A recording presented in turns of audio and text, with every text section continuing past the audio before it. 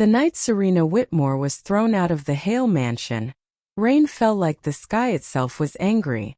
It wasn't the gentle kind of rain that washes dust off sidewalks. It was heavy, cold, and merciless, just like the words that had been thrown at her minutes earlier.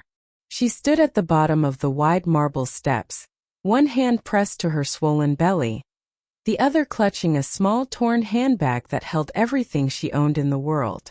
Behind her, the massive iron gates of the Hale estate slammed shut with a final, echoing clang that sounded too much like a coffin being sealed. Inside those gates was the man she loved. Inside those gates were the people who had promised to be her family. And inside those gates was the life she thought she was building, now destroyed in less than 10 minutes. "You're not welcome here anymore," Eleanor Hale had said, her voice sharp enough to cut glass. "Not you. Not that baby."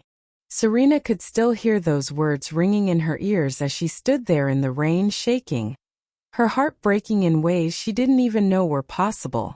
She had come to that house as a fiancée. She was leaving as a disgrace.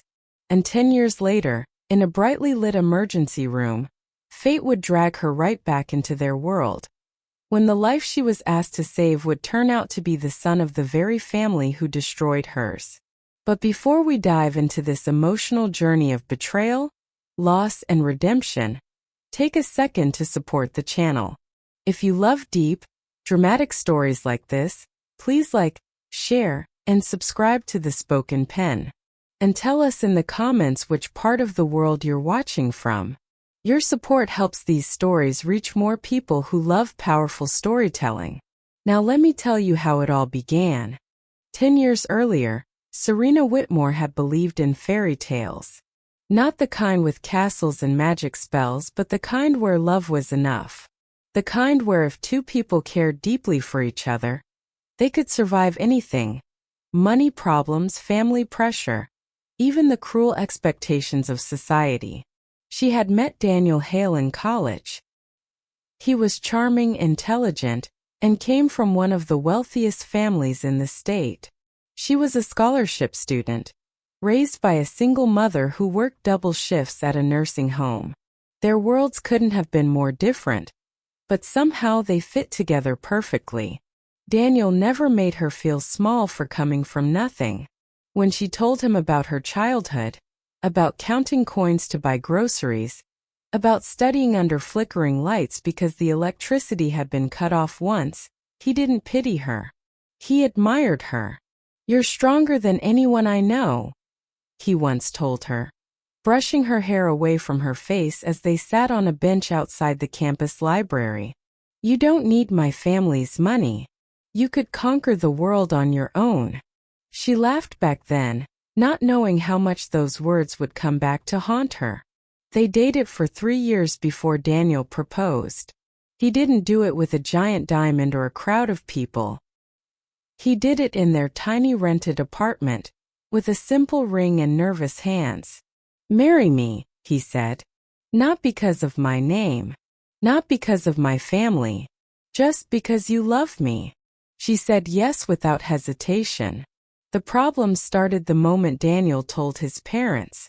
Richard and Eleanor Hale were not the kind of people who accepted surprises easily, especially not ones that threatened their carefully controlled world. The Hales owned multiple companies, sat on charity boards, and were known in high society for their perfect family image. A poor girl with no connections and no powerful last name did not fit into that image. Eleanor's smile had been polite when she first met Serena. Too polite. The kind of smile that never reaches the eyes. "So Serena," she had said over tea in the grand living room, "what exactly do your parents do?" "My mother works at a nursing home," Serena replied calmly. "She's a caregiver." "Oh," Eleanor said, blinking once. "How humble." Richard had been quieter, but his silence was worse. He watched Serena like she was a problem that needed solving, not a person. Still Daniel stood by her. "They'll come around," he promised. "They just need time." Time, however, only made things worse. When Serena got pregnant, She was terrified to tell Daniel's parents, but hopeful that a grandchild might soften their hearts. Daniel was overjoyed. "We're going to be a family," he said, lifting her off the floor and spinning her around. "A real one." For a brief moment, Serena believed that love really could fix everything. She was wrong. Eleanor's reaction to the pregnancy was cold and immediate. "You've ruined his future," she said flatly, sitting across from Serena in the same elegant living room where they'd once had tea. "Do you have any idea what kind of scandal this will cause?" "I love your son," Serena replied, her hands resting protectively over her stomach. "And he loves me. This baby is our future." "No," Eleanor snapped. "This baby is your leverage." Daniel tried to defend her. He argued. He raised his voice. He even threatened to cut ties with his parents. That was when Richard stepped in. "You will not marry her," he said to Daniel, "and this situation will be dealt with." Serena didn't understand what he meant by that. She found out 3 days later. They called her to the Hale mansion under the pretense of talking things through. Daniel was supposedly out of town for a business trip with his father. She went alone, nervous but hopeful.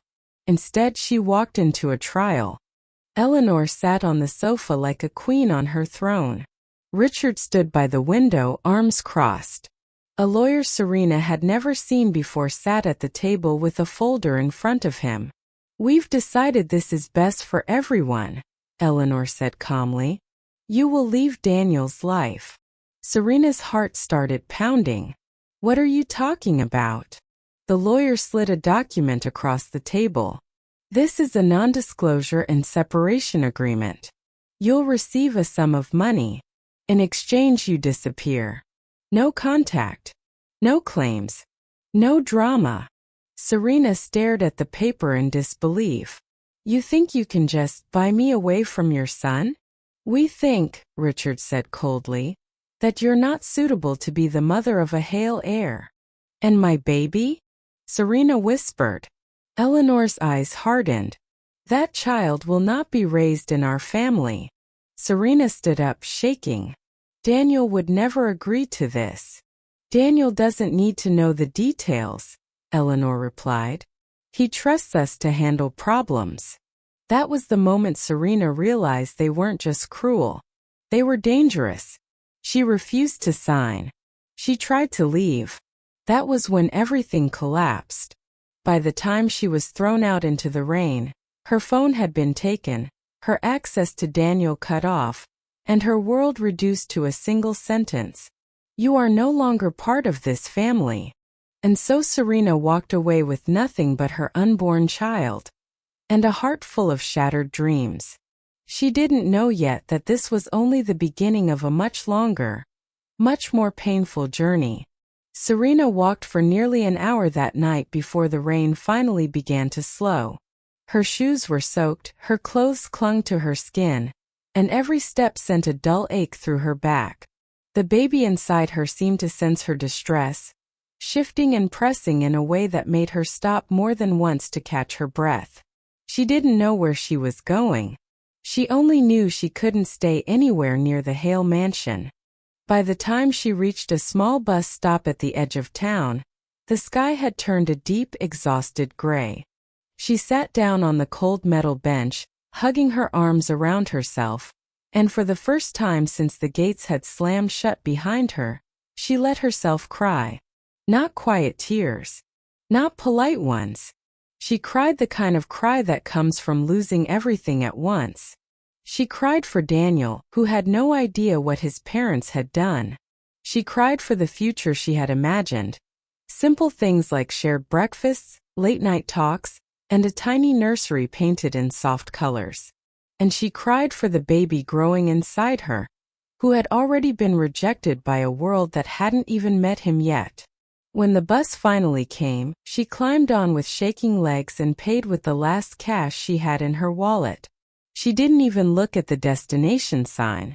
Anywhere was better than here. 2 days later, Serena found herself in a small, unfamiliar town with a single suitcase she'd managed to retrieve from a storage locker, and a body that felt like it was about to collapse from exhaustion. She rented a tiny room above a closed-down bakery, cheap, quiet, and lonely. The first few weeks were the hardest. Her phone was gone. She had no way to contact Daniel.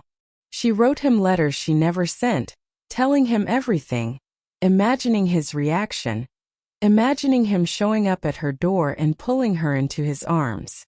But he never came. At first, she told herself it was because he didn't know. Then slowly, a darker thought began to creep in. What if he did know? What if he had chosen them over her? That thought hurt more than anything his parents had said. Serena took whatever work she could find. She cleaned motel rooms in the morning and worked evenings at a small diner that smelled like burnt coffee and fried onions. The pay was barely enough, but it kept her fed and the rent paid. Her pregnancy became more difficult as the months passed. She worked until her feet swelled and her back screamed in protest. More than once, the diner's owner, a tired woman named Marge, told her to sit down and rest. "You're going to run yourself into the ground," Marge said one night, pushing a glass of water into Serena's hands. "That kid needs you strong." Serena smiled weakly. "I don't have the luxury of being weak." When the time came, she went into labor alone. It was a cold night, and the streets were nearly empty. A neighbor heard her crying out in pain and called an ambulance. The hospital was small, understaffed, and smelled of disinfectant and old paint. After hours of pain and fear, Serena held her baby for the first time. A boy. He had a small wrinkle between his brows, as if he was already worried about the world, and a surprisingly strong grip when he wrapped his tiny fingers around hers. "Hi," she whispered, tears streaming down her face. "I'm your mom. I promise I'll never leave you." She named him Leo. For a while it felt like maybe, just maybe, she could build a new life. But life doesn't always let you heal in peace. 2 weeks after Leo was born, Serena returned to her small room above the bakery and found the door slightly open. Her heart dropped.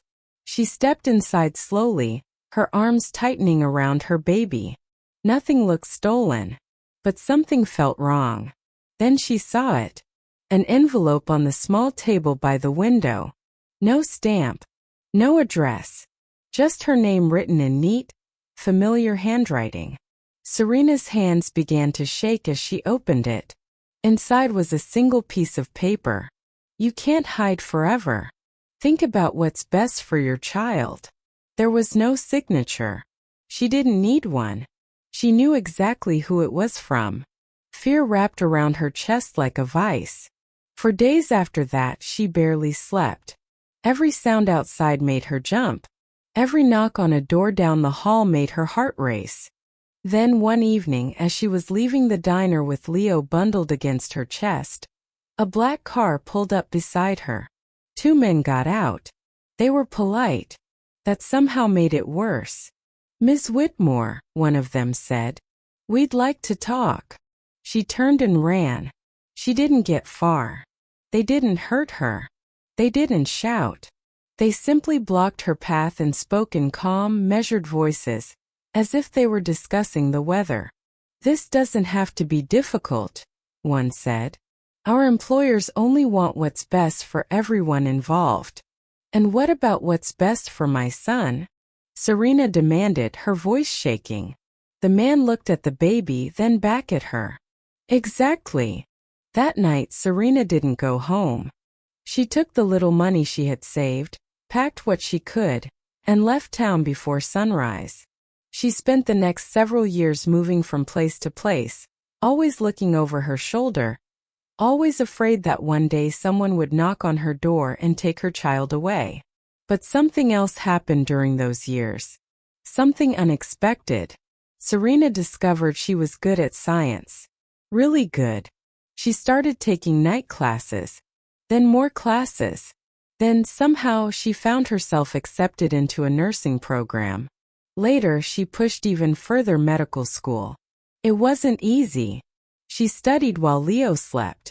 She worked double shifts. She lived on coffee and determination. People told her she was crazy. Maybe she was. But she had a reason. She wanted a life no one could take from her. She wanted to be strong enough that no one could ever corner her the way the Hales had. And slowly, painfully, she became exactly that.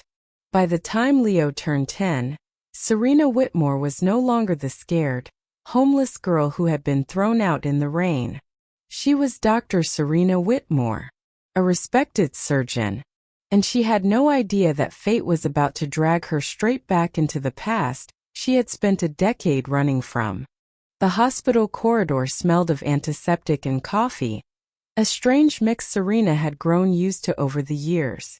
The fluorescent lights hummed softly above her as she walked with steady, confident steps toward the operating wing. Her white coat moved slightly with each stride, the name Dr. Serena Whitmore stitched neatly over her chest. 10 years of struggle, exhaustion, and sacrifice had brought her here. She had become one of the youngest trauma surgeons in the hospital, known for her calm under pressure and her stubborn refusal to give up on patients, even when the odds were ugly. That morning had started like any other. Rounds. Charts. A rushed cup of coffee she barely tasted. Then her pager went off. Multiple trauma incoming. Priority 1. Patient. Male, early 20s. Internal bleeding. Serena didn't hesitate. She headed straight for the ER. The doors burst open minutes later as paramedics rushed a gurney inside. The young man on it was pale, blood staining the sheets beneath him. His breathing was shallow, his pulse dangerously weak. Car accident, one paramedic reported. High-speed collision. BP is dropping. Possible ruptured spleen, maybe liver involvement. Serena moved into action instantly. Get him into trauma 1. Prep for surgery. Now. As they wheeled the patient down the hall, she glanced at his face. And for half a second her steps faltered. There was something about him. The strong jawline. The shape of his brows. The way his dark hair fell across his forehead. It felt like being punched in the chest by a memory she had spent 10 years trying to bury. She shook it off. Now wasn't the time for ghosts. In the operating room, everything became focused and quiet in that strange, intense way surgery always was. The world narrowed to bright lights, steady hands, and the rhythm of machines. Scalpel, she said. The procedure was complicated. The bleeding was worse than they expected. The patient's blood pressure dipped dangerously low more than once. At one point, the anesthesiologist looked at her and said quietly, "We're losing him." Serena didn't look up. Not today. Her hands never wavered. After nearly 3 hours, they stabilized him. When it was finally over, Serena stepped back, exhaled slowly, and removed her gloves. Sweat clung to her temples. Her shoulders ached. But the young man was alive. Outside the operating room, she washed her hands and took a moment to breathe. That was when she heard the voices. "Well? Is he going to be okay?" A woman asked, her tone sharp with panic and authority. "We need answers," a man added. "He's our only son." Serena froze. She knew that voice. Even after 10 years, she would know it anywhere. Eleanor Hale. Slowly, Serena turned toward the waiting area. And there they were. Eleanor, her hair now streaked with gray but her posture still stiff and commanding. And beside her, Richard Hale, older, heavier, but with the same cold, assessing eyes. For a split second the world tilted. They hadn't changed much.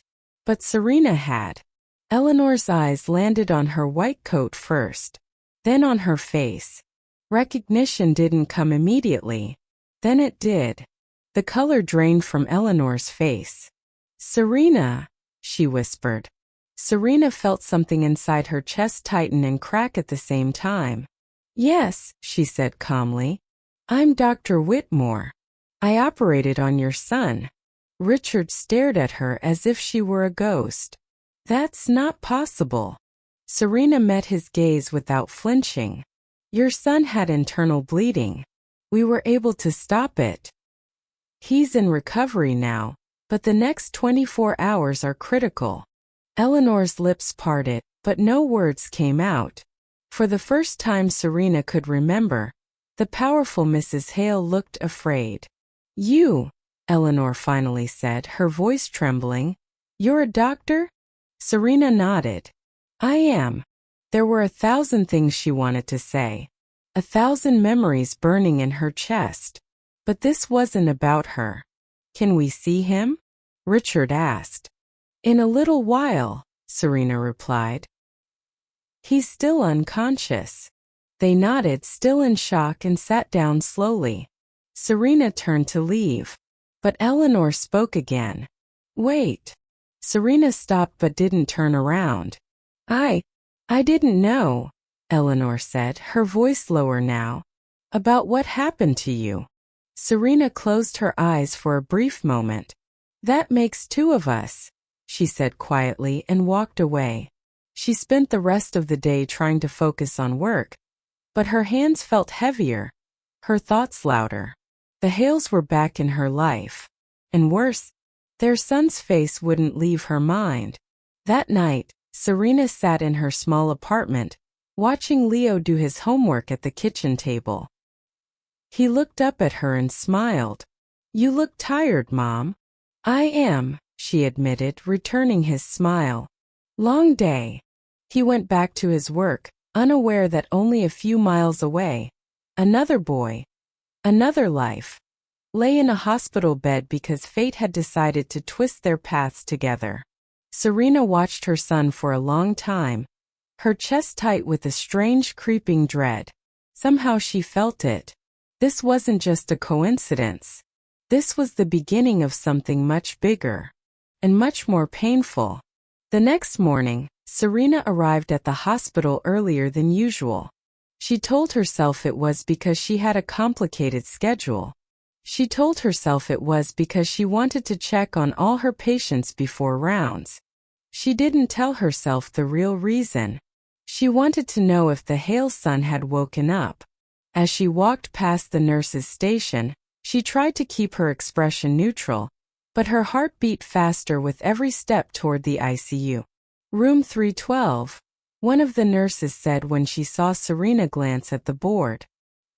He regained consciousness about an hour ago. Serena nodded. Any complications? Still in pain but stable. His parents are with him. Of course they are, she thought. She paused outside the door for a moment, steadying herself, then stepped inside. The young man lay propped up against pillows, his face pale but alert. There were faint bruises along his jaw and a bandage peeking out from under his gown. Eleanor sat on one side of the bed, holding his hand. Richard stood near the window, arms crossed. When Serena walked in, all 3 looked at her. This is Dr. Whitmore, Eleanor said to her son, her voice tight. She's the one who operated on you. The young man turned his head slightly and studied Serena. Thank you, he said quietly. They told me I was pretty close to not making it. You were, Serena replied honestly. But you're strong. And you're young. That helps. He gave a small, tired smile. Guess I got lucky. Luck had very little to do with it, Richard said, his tone firm. We had the best surgeon. Serena ignored the strange weight of that sentence.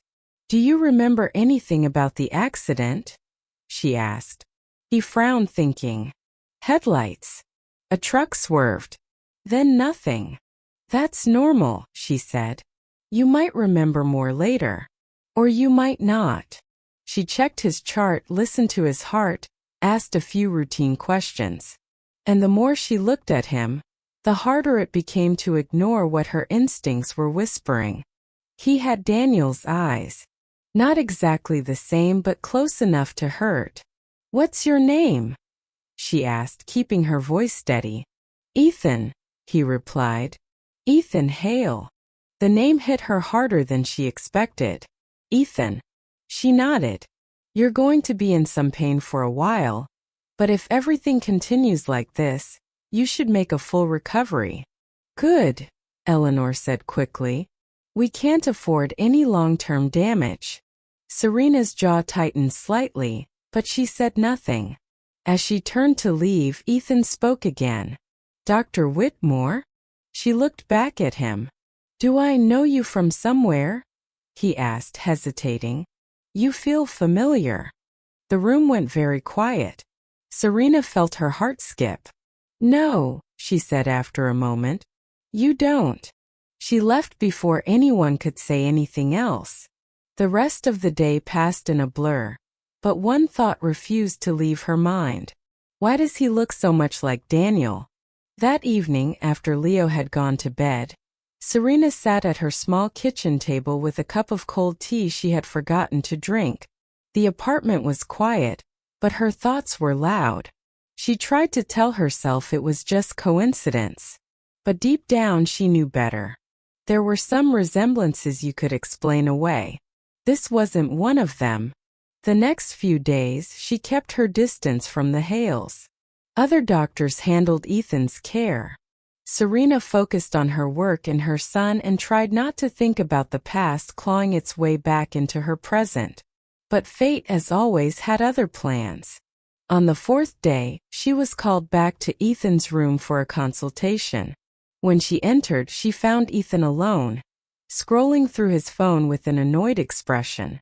Your parents stepped out, she said. Good, he muttered. They hover too much. She smiled slightly despite herself. How are you feeling? Like I got hit by a truck, he said. Which I guess I did. She checked his vitals and his incision, then made a note on his chart. Recovery will take time. You'll need to avoid stress. He laughed softly. In my family? That's impossible. Something in his tone caught her attention. Why do you say that? He hesitated, then shrugged. They've always been intense. Especially my mom. Everything has to be perfect. The right schools. The right friends. The right future. Serena felt a bitter, familiar echo of those words. And your father? She asked. He's quieter, Ethan said. But when he decides something, that's it. No arguing. Her hand stilled for a moment. Do you ever wonder, she asked carefully, if there are things they haven't told you? Ethan looked at her surprised. Like what? She shook her head. Nothing. Just idle curiosity. He studied her for a second. You really do feel familiar, he said again. It's weird. Serena forced a small smile. Hospitals do that. You see the same faces, even when you don't realize it. He didn't look convinced. That night, Serena barely slept. By morning, she knew she couldn't ignore the question anymore. She needed answers. And there was only one person who might give them to her. Daniel.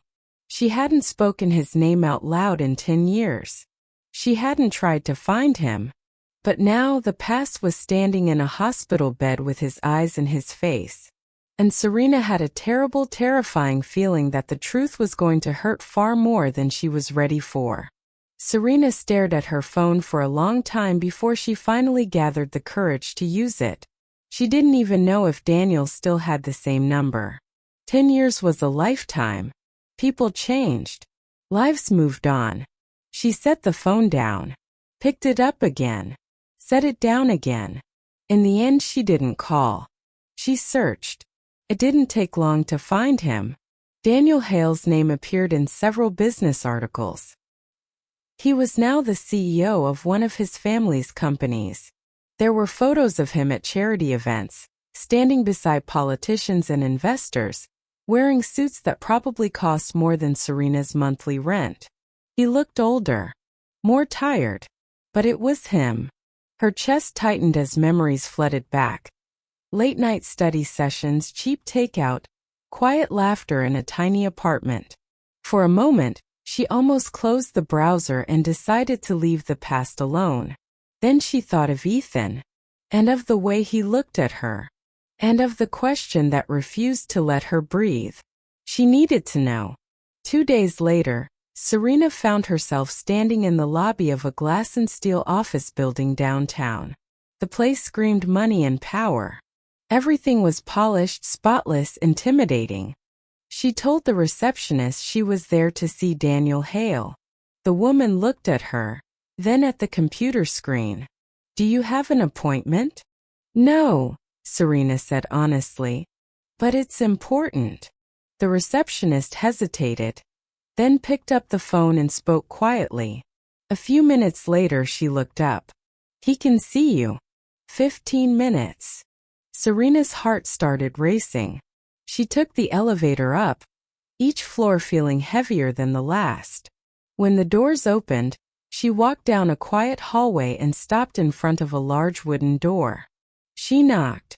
"Come in," a familiar voice said. She stepped inside. Daniel stood behind a wide desk reviewing some papers. He looked up and froze. For a long second, neither of them spoke. "Serena," he whispered. She swallowed. "Hi, Daniel." He stared at her like she wasn't real. I thought you left. I tried to find you. My parents said you took money and disappeared." Her stomach twisted. "That's not what happened," she said quietly. He ran a hand through his hair, clearly shaken. "Why are you here?" "Your son," she said. "He's in my hospital. I operated on him." Daniel's face went pale. "Ethan was in an accident?" "He's alive," Serena said quickly. "But it made me realize there are things we need to talk about." He gestured for her to sit, but she stayed standing. "I was pregnant, Daniel," she said, her voice steady but low. "When your parents threw me out." His eyes widened. "What?" "I had a baby. A boy." Silence crashed down between them. "That's not possible," he said slowly. "They told me you weren't pregnant. They told me you lied. That you tried to trap me." Tears burned in her eyes. "They lied to you. And they stole 10 years from both of us." Daniel sank into his chair like someone had knocked the air out of him. "A boy," he whispered. "You had my son?" Serena shook her head slightly. "No, I had my son. You were never there." The words were harsh, but true. He looked up at her, pain written all over his face. "Where is he?" "At home," she said. "He's 10. His name is Leo." Daniel covered his mouth with his hand, his eyes filling with tears. "My God." They sat in silence for a moment. Then Daniel looked up, fear creeping into his expression. "Serena, how old is Ethan?" Her heart started pounding. 20, she said carefully. Daniel nodded slowly. "He was adopted. My parents said they couldn't have more children, that they found him through connections." Serena felt the room start to spin. "Adopted," she repeated. "Yes," Daniel said. "When you left, everything fell apart. I fought with them. I threatened to leave the family. Then suddenly there was Ethan. A baby. They said it was a miracle."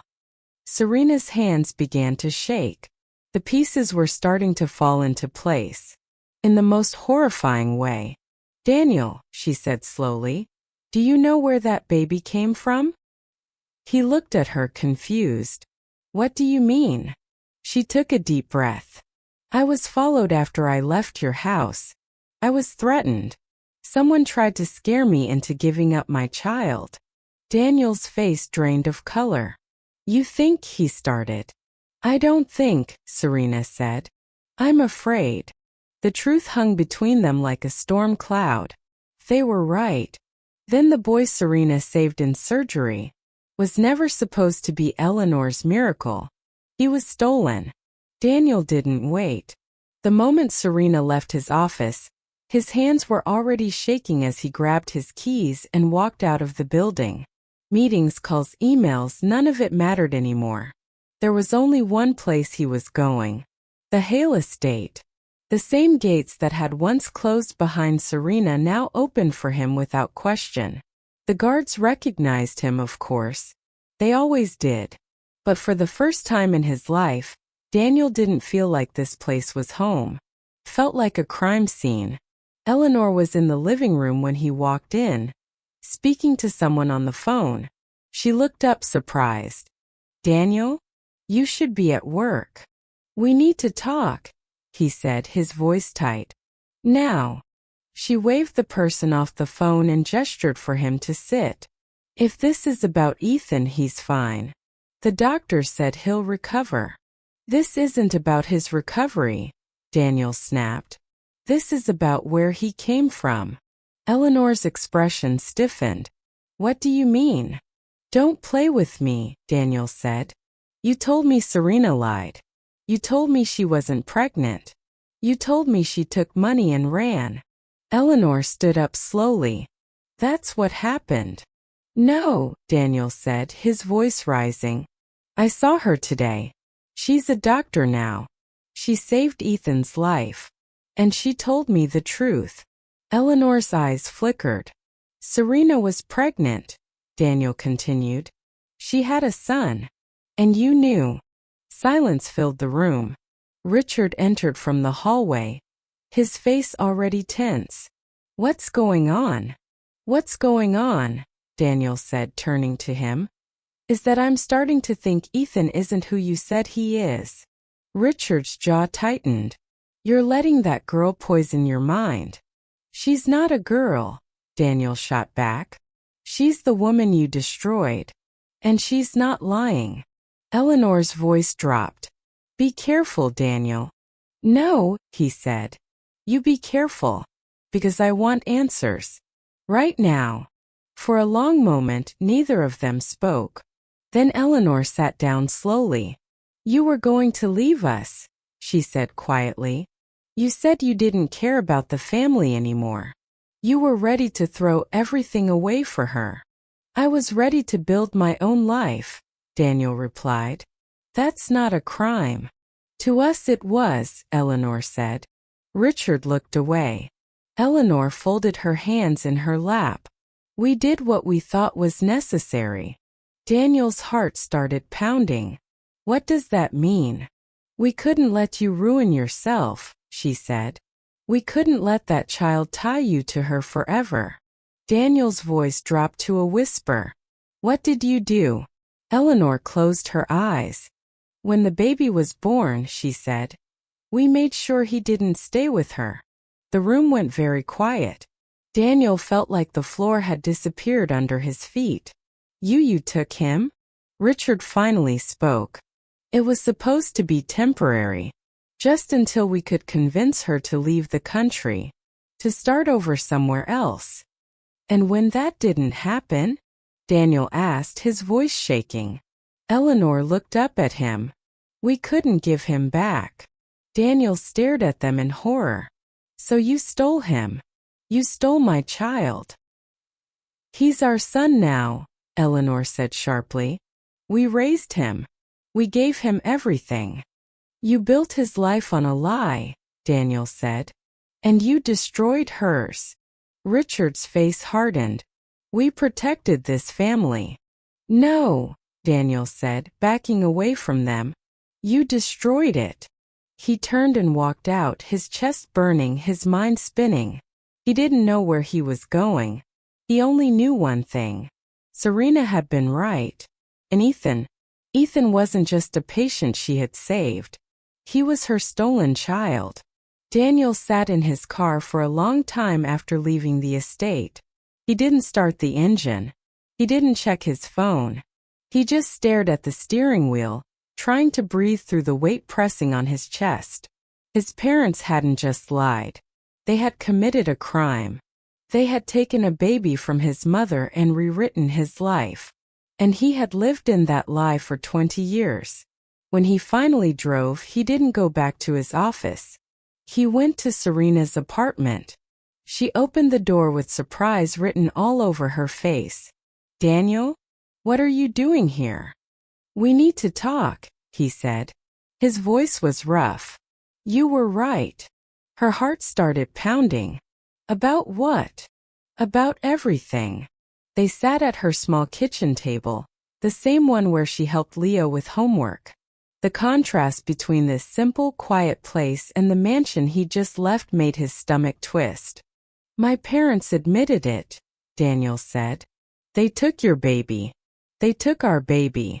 Serena's breath caught in her throat. For a moment she couldn't speak. "I knew," she whispered. "I felt it. But hearing it..." Tears slid down her face, and she didn't bother wiping them away. "They raised him," Daniel continued. "They told me he was adopted. They told me you lied to me. That you weren't pregnant." Serena laughed bitterly. "So they stole my child and stole you from me." Daniel looked at her, guilt heavy in his eyes. "I should have fought harder. I should have looked for you myself." "Yes," she said quietly. "You should have." The words weren't cruel. They were just true. Silence stretched between them. Then Daniel asked the question he had been dreading. "What do we do now?" Serena looked down at her hands. "We can't just rip his world apart," she said. "He thinks they're his parents. He doesn't know anything else." "And Leo?" Daniel asked softly. "Does he know about me?" Serena shook her head. "He knows his father isn't in the picture. That's all." Daniel swallowed. "I have 2 sons. And neither of them knows who I am to them." The weight of that settled heavily in the room. At the hospital, Ethan's recovery was steady. He joked with nurses. He complained about the food. He talked about getting back to his life, his plans, his future.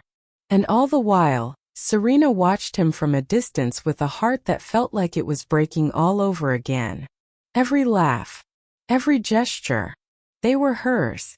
She started noticing small things. The way he frowned when he concentrated. The way he tilted his head when he listened. The same way Leo did. One afternoon, Serena found Ethan alone in his room again, staring out the window. "Thinking about escaping?" she asked lightly. He smiled. "Maybe. Or maybe I'm just tired of being told what to do." She sat in the chair beside his bed. "Your parents care about you," she said carefully. "I know," he replied. "But sometimes it feels like I'm more of a project than a person." Her heart clenched. "Have you ever wondered," she asked, her voice barely above a whisper, "if your life could have been different?" He looked at her surprised. "Everyone wonders that, don't they?" She nodded. At home, Leo noticed that his mother was quieter than usual. "Did something bad happen at work?" he asked one night. Serena pulled him into a hug. "No, sweetheart. Just complicated things." "Like adult stuff?" "Yes," she said, smiling sadly. "Very adult stuff." She held him a little tighter than usual, because now she knew something that terrified her. She had 2 sons. One she had raised, and one she had lost. And loving both was going to break her heart in ways she didn't yet understand. The lawyer Daniel hired was calm, precise, and very honest. "This isn't just a family issue," she said, sitting across from him and Serena in a quiet conference room. "If what you're telling me is true, this is kidnapping, falsifying adoption records, obstruction. There are serious criminal consequences." Serena felt her stomach tighten. "And what happens to Ethan?" The lawyer looked at her carefully. "That depends on many things. His age, the circumstances, and whether the court believes it's in his best interest to know the truth right now." Daniel rubbed his temples. "My parents will fight this." "Of course they will," the lawyer replied. "They have money, influence, and time. But the law doesn't look kindly on stolen children." That afternoon, Eleanor received a call. She listened in silence, her face growing colder with every word. When she hung up, she turned to Richard. "They're coming after us." Richard's jaw tightened. Let them try. But for the first time in years, there was uncertainty in his eyes. They moved quickly. Records disappeared. Old contacts were suddenly unreachable. And when a quiet investigator started asking questions at the hospital, Eleanor showed up in Serena's office unannounced. "You don't want to do this," Eleanor said, her voice low and controlled. "It will destroy him." Serena stood up slowly. "You already destroyed him. You just haven't told him yet." Eleanor's eyes flashed. "He's happy. He has a life, friends, a future. You would take all that away for what? For revenge." "This isn't revenge," Serena said. "This is the truth." "The truth is cruel," Eleanor snapped. "And you know it." Serena took a deep breath. "So is stealing a baby from his mother." They stared at each other, years of pain and resentment hanging in the air. "Walk away," Eleanor said.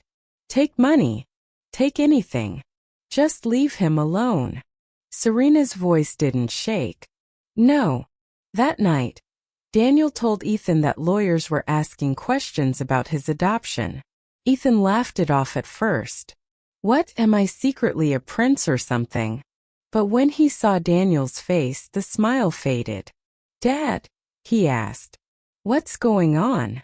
"There are some irregularities in your records," Daniel said carefully. "We're trying to understand them." Ethan frowned. "Are you saying my adoption wasn't real?" Daniel hesitated. "I'm saying we don't know everything yet." For the first time, doubt crept into Ethan's eyes. Serena watched all of this from a painful distance. Every instinct in her screamed to pull him close, to tell him everything, to say the words she had held inside for 10 years. But she didn't. Not yet.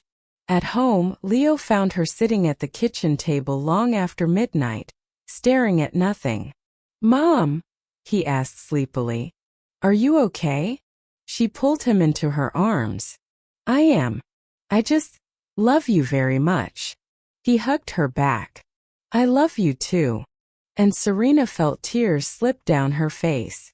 Because somewhere in the city, another boy, her boy, was starting to realize his life might be built on a lie. Ethan had always thought his life made sense. It wasn't perfect, but it was clear. He had parents who cared, sometimes too much. He had a future mapped out with schools, internships, expectations. Now suddenly nothing felt solid. He started noticing things he had never questioned before. The way his mother avoided certain topics.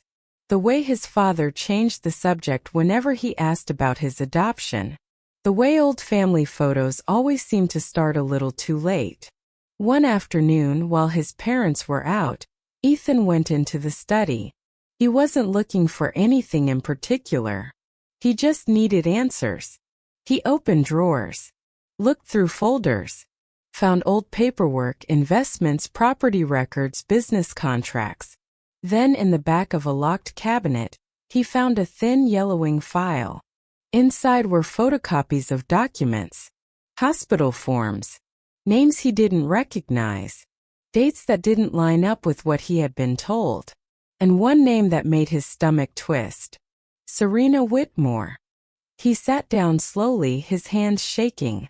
Why was his surgeon's name in his adoption file? That evening when Daniel came to see him, Ethan didn't waste time. "Why is Dr. Whitmore's name in my records?" he asked. Daniel froze. "Where did you find that?" he asked quietly. "That doesn't matter," Ethan said. "What matters is why it's there." Daniel sat down heavily. "Ethan, there are things about your past we're still trying to understand." "Stop saying that," Ethan snapped. "I'm not a child. Tell me the truth." Daniel closed his eyes for a moment. "You were taken," he said. Ethan stared at him. "Taken from where?" "From your biological mother." The room felt suddenly too small. And who is she? Ethan asked, his voice barely steady. Daniel hesitated. Then he said it. Serena Whitmore. Ethan laughed once sharply. That's not funny. I'm not joking, Daniel said. She's your mother. She just doesn't know you know yet. Ethan's chest felt tight, like he couldn't get enough air. That's impossible, he said. She's my doctor. She was more than that, Daniel replied. Long before you were born. Ethan stood up, pacing. So you're telling me my entire life is a lie? I'm telling you, Daniel said, that your grandparents made terrible choices, and we're trying to fix them. Ethan's hands clenched into fists. Did she know? Not until recently, Daniel said. She suspected. Now she knows. Ethan stopped pacing. Does she want me? He asked. The question hit Daniel harder than anything else. Yes, he said simply. She never stopped. Ethan didn't say anything else. He just walked out of the room. Later that night, Serena got a call from the hospital. Dr. Whitmore, a nurse said. Your patient, Ethan Hale, he left. Serena's heart dropped. Left? He's not discharged. He signed himself out. Against advice. Serena knew exactly where he was going, and she was terrified of what would happen when he got there. Serena was already at the hospital when Ethan returned.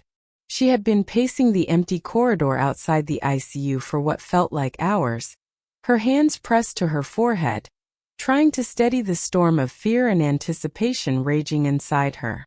When she saw him appear at the end of the hall, shoulders tense, jaw tight, eyes dark with a mix of anger and confusion, her heart leapt and sank all at once.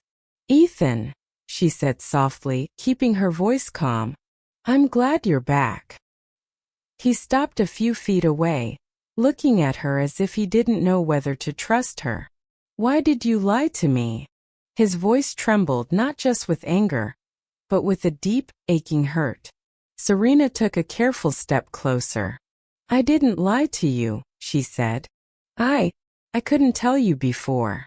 I had to protect you. And I had to survive myself. Protect me, he shouted, his hands trembling. You weren't there for 10 years. My entire life you weren't there. And now you just show up and expect me to understand. His voice broke and he looked away, his chest heaving. Serena swallowed. Every word felt like fire in her chest, but she forced herself to speak. I never stopped thinking about you. Every day I wondered if you were okay, if you were safe.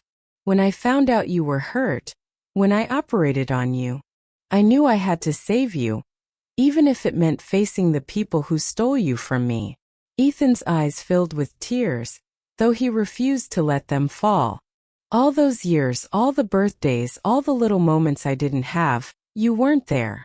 And my parents, my grandparents, they lied. They lied to me my entire life. They made terrible choices, Serena said gently, her own tears threatening. They wanted to protect you in their way. It was wrong, and it hurt you, and I'm so sorry you had to live like that. Ethan turned his face away, and then slowly, he let out a shaky breath. Then why did you save me? Why show up at all? Serena stepped closer, lowering her voice. Because I couldn't let them control your life forever. Because I love you. I've loved you since the moment I knew you were coming into this world. And I would never stop no matter what. Ethan finally looked at her. Really looked at her. And in that moment recognition and something deeper clicked. You're my mom, he whispered, voice cracking. All this time you're my real mom. Yes, Serena said, kneeling so she was at eye level with him. I never stopped being your mom, Ethan. And I never will. He froze, absorbing the weight of the truth. Then slowly his shoulders sagged, and he collapsed into her arms. He sobbed, clutching her tightly, letting out the years of anger, confusion and pain that had built up inside him. Serena held him, whispering, "It's okay. It's okay. I'm here now. I'm never leaving again." They stayed like that for a long moment, tears mingling, grief giving way to relief. Outside the hospital room, footsteps approached. Eleanor and Richard arrived, both white-faced and trembling, realizing for the first time that the truth could not be hidden. We can explain," Eleanor stammered. Daniel stepped beside Serena, his hand on Ethan's shoulder. "No," he said firmly. "There is nothing to explain. You made your choice 10 years ago. Now it's time for Ethan to have the family he deserves." Eleanor's eyes welled up, but this time not with control, but with fear and regret. Richard stood silently, unable to speak. Ethan pulled back slightly and looked at his grandparents for the first time, a mixture of hurt and newfound strength in his gaze. "You lied to me," he said quietly. "You stole my life, and I don't know if I can forgive you yet. But I know I can start living the truth now." Serena wrapped her arm around him, steady and strong. "We'll face it together," she said. "You and me. Always." And in that moment, the years of loss, heartbreak, and betrayal finally gave way to a fragile, but undeniable hope. For the first time in 10 years, Serena felt the impossible. A sense of closure and a chance to rebuild what had been stolen. Not just her child, but a family whole in love, truth, and resilience. The days that followed were tense, emotional, and full of fragile hope. Ethan stayed at the hospital longer than necessary, not because of his injuries, but because he wanted answers, time, and space to process the truth. Serena never left his side. She spent hours holding his hand, listening to him, telling him about the years she had dreamed of him, the moments she had missed, and the love that had never faded. Daniel, having finally faced the reality of his parents' actions, worked tirelessly to protect both boys. He arranged meetings, legal consultations, and therapy sessions, not only to ensure Ethan was safe, but also to mend the broken family in whatever way possible. One morning, Serena brought Leo to the hospital. The little boy ran into Ethan's room, eyes wide. When Ethan saw him, he hesitated for just a moment. Then, like instinct, he knelt down and held out his arms. Leo ran into them, and the two boys hugged, shyly at first, then with growing warmth. Serena watched them, her heart swelling. "They'll be brothers," she whispered to herself. Finally. Eleanor and Richard waited outside, silent and subdued. Eleanor approached Serena cautiously. I am sorry," she said, her voice barely above a whisper. "For everything. I was wrong. And I see that now." Serena looked at her, pain and compassion both in her eyes. "You can't undo the past," she said. "But you can let him live his truth now. That's the only way forward." Eleanor nodded, tears streaming down her face. I wanted to protect him. I thought I was doing the right thing." "Protection doesn't mean stealing," Serena said softly. "Love does." Over the next few weeks, the family began to rebuild. Ethan stayed with Serena and Daniel, and gradually Eleanor and Richard began to earn back a small measure of trust, not by force but by humility and truth. The boys adjusted slowly, learning how to be brothers, learning that family was more than names or wealth. It was love, honesty, and presence. One evening, the four of them sat on a quiet hill overlooking the city. Leo held Ethan's hand tightly, Serena had Daniel's arm around her, and even Eleanor sat a respectful distance away, humbled and reflective. Ethan broke the silence. "Mom, can we start over?" Serena smiled, her eyes glistening with tears. "From today," she said, "every day is a new chance." The boys laughed, the tension of years of lies melting into something tender, something real. Serena thought back to that rainy night 10 years ago, when she had been thrown out, pregnant, alone, and desperate. She had survived. She had fought. And now she had her child, her lost family, and the hope of a life rebuilt. Daniel took her hand. "You were right," he said softly. "Love. It does overcome everything. Even 10 years of lies." Serena squeezed his hand, then looked at Ethan and Leo. "We're going to be okay," she whispered. "Together always." And for the first time in a decade, Serena Whitmore felt truly whole. Not just as a mother, not just as a doctor, but as a woman who had fought back against heartbreak, betrayal, and impossible odds, and had won the greatest victory of all, her family. As the sun dipped behind the horizon, painting the sky in gold and crimson, Serena hugged both boys tightly, feeling their warmth, their trust, their laughter. The past could not be undone, but the future, bright, messy, and full of love, was finally theirs to claim. And in that moment Serena knew this was only the beginning.